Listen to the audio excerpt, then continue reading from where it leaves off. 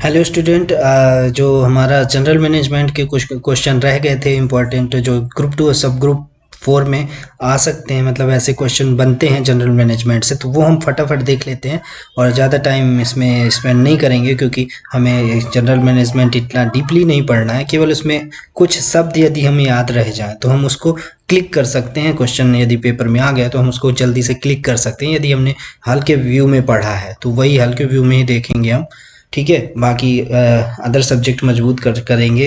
ये मैनेजमेंट हम पढ़ते हैं इसलिए क्योंकि शायद इसमें जो क्वेश्चन आ जाए और एक एक इसमें कोई दिक्कत नहीं रहती। यदि हमने पढ़ा है तो दो शब्द ही हमारे लिए काफ़ी हैं, तो हम इसको पढ़ लेते हैं ताकि हमारे इसमें आ जाए। ठीक है, तो पहला क्वेश्चन हम देखते हैं कि हमसे पूछा गया है कि इस टाइप से क्वेश्चन पूछ सकता है, बिक्री प्रबंधन का एक सामान्य उद्देश्य क्या है?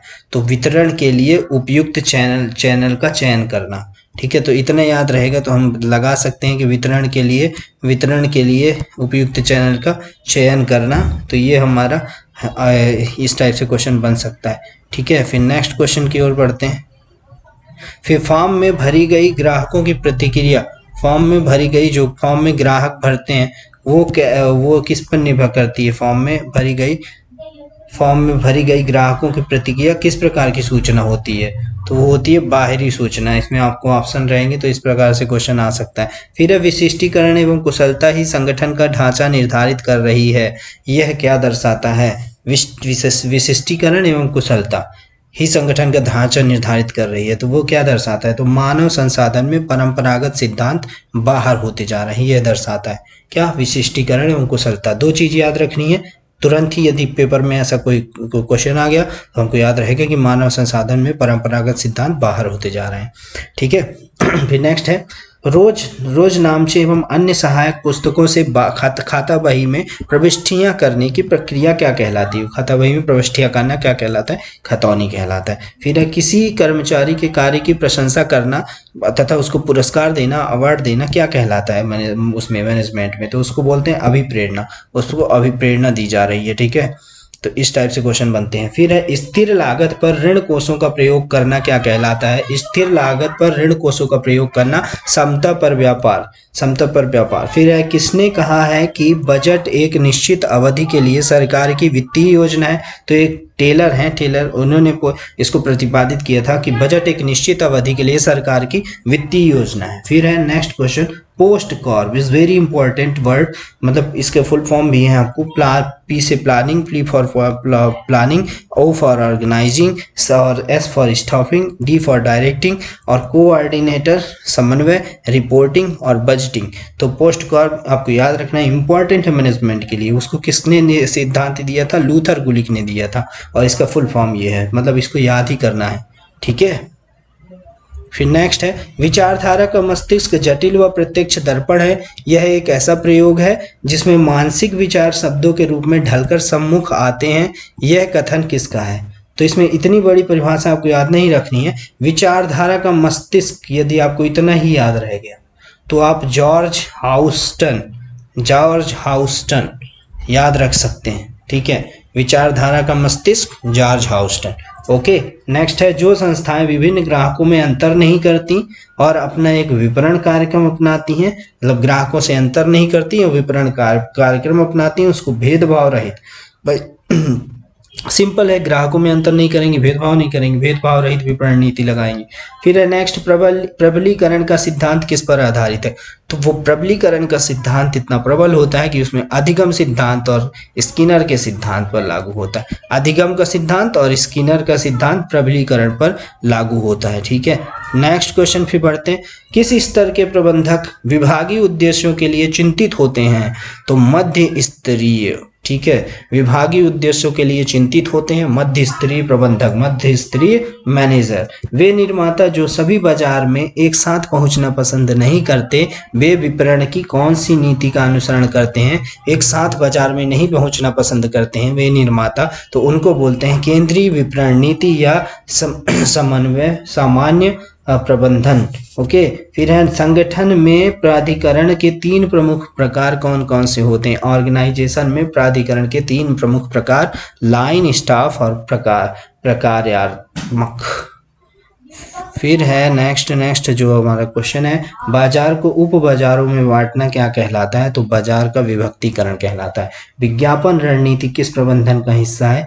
बिक्री प्रबंधन का। विज्ञापन देते हैं ना, ऐड जो आते हैं, उसको किस प्रबंधन का हिस्सा मानते हैं? तो बिक्री प्रबंधन का ही मानते हैं। लाभांश क्या है? वह धनराशि जो लाभ से नियमित रूप से कंपनी के शेयर धारकों को नगद या शेयर के रूप में भुगतान की जाती है, तो ये लाभांश है। ठीक है। फिर है नेक्स्ट क्वेश्चन, मनुष्य का व्यवहार सीखी हुई प्रेरणाओं से प्रभावित रहता है।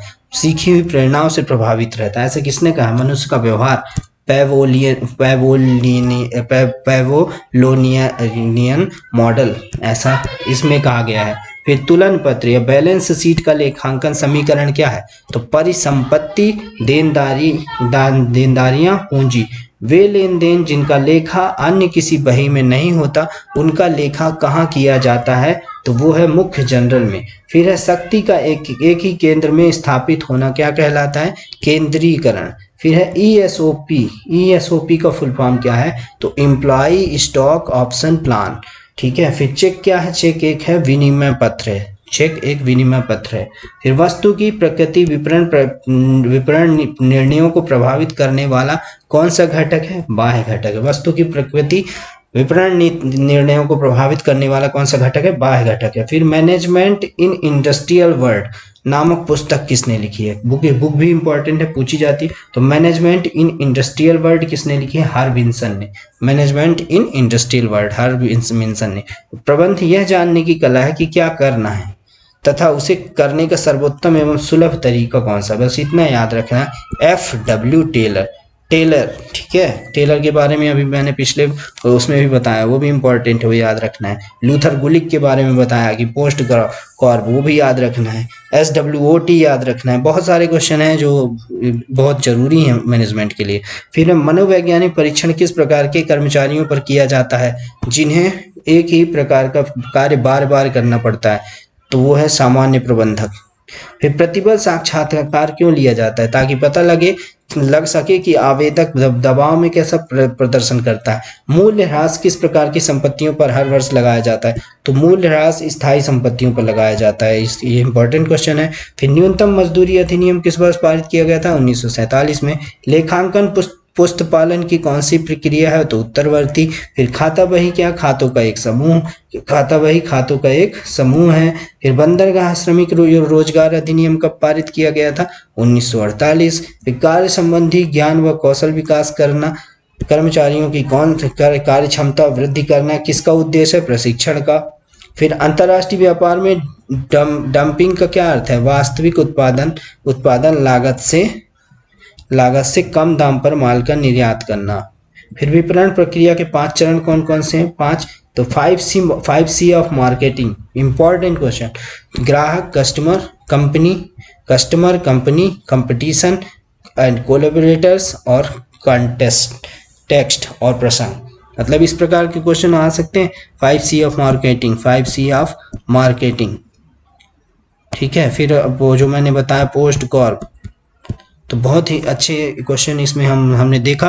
तो ज़्यादा वीडियो को लंबे नहीं करते हैं, और यदि आप कमेंट्स करेंगे तो आगे मेरे पास और भी बहुत सारे क्वेश्चन है मैनेजमेंट के। मैं बिल्कुल इसी तरह से जल्दी से छोटे से वीडियो में बहुत सारे क्वेश्चन आपको दूंगा, तो आप इसको पढ़ लेंगे जल्दी। परिभाषाएं इतनी लंबी चौड़ी याद नहीं रखनी है, 2 वर्ड याद रखनी है, और कौन से साइंटिस्ट ने कही वो याद रखनी है, और बाकी कोई इंपॉर्टेंट फैक्टर मैंने जिस प्रकार से बताया उनको याद रखना है। तो मैनेजमेंट में हम अधिक नंबर कर सकते हैं। चैनल को सब्सक्राइब करें, लाइक करें, और यही जैसा हमेशा कहता आया हूँ कि आप जैसा वीडियो को केवल व्यू करते हैं, देखते हैं और आगे बढ़ जाते हैं, कोई कहने के बाद भी लाइक या सब्सक्राइब नहीं करते हैं, तो कोई बात नहीं, लेकिन ऐसा कर करके आप शायद कहीं ना कहीं अपने आप को वो पहुंचा रहे हैं। यदि आप किसी का अच्छा चाहेंगे ना, भला चाहेंगे, तो कहीं ना कहीं वो आपको कुछ ना कुछ उसका मिलता है परिणाम। तो वही करिए। आपको पसंद आए तो ठीक है, सब्सक्राइब करें, लाइक करें चैनल। बाकी कमेंट्स करेंगे तो मैं आगे भी वीडियो बनाऊंगा। थैंक यू, धन्यवाद।